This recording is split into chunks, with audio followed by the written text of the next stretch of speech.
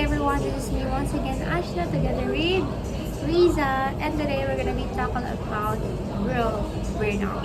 Why do we mean by burnout? Why does most likely young age already experience this one, especially in schools, you know? How about you, Riza? Do you have any experience about being burned out in academics? Yeah. In what way? And how did you find out that you were already burned out?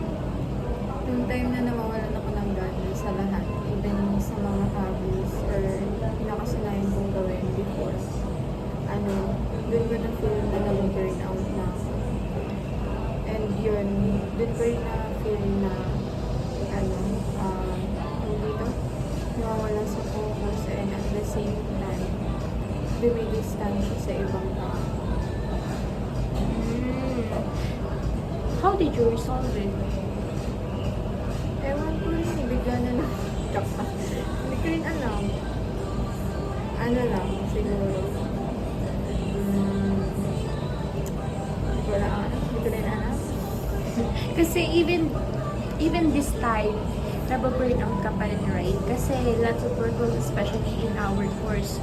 You know, it's even me, parang every night, parang hindi ka makakatulog ng maayos. Kakaisip mo, sabi ka kasi baka tomorrow may laro station, may quiz, tapos yung course namin kailangan lots of time na reading talaga, reading.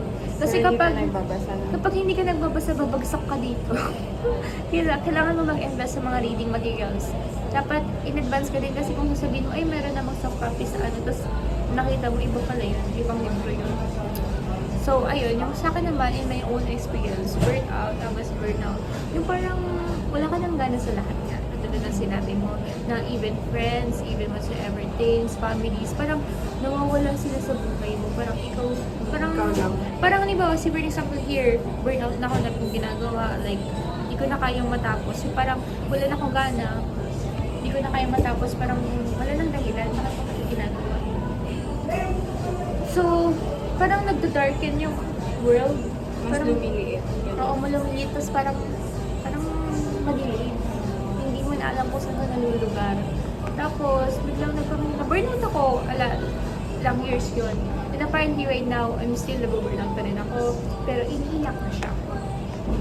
Mas okay kasi kapag nare-release mo yung emotions mo.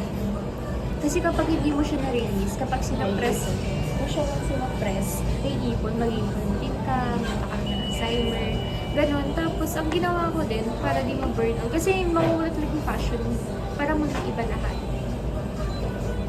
God talaga.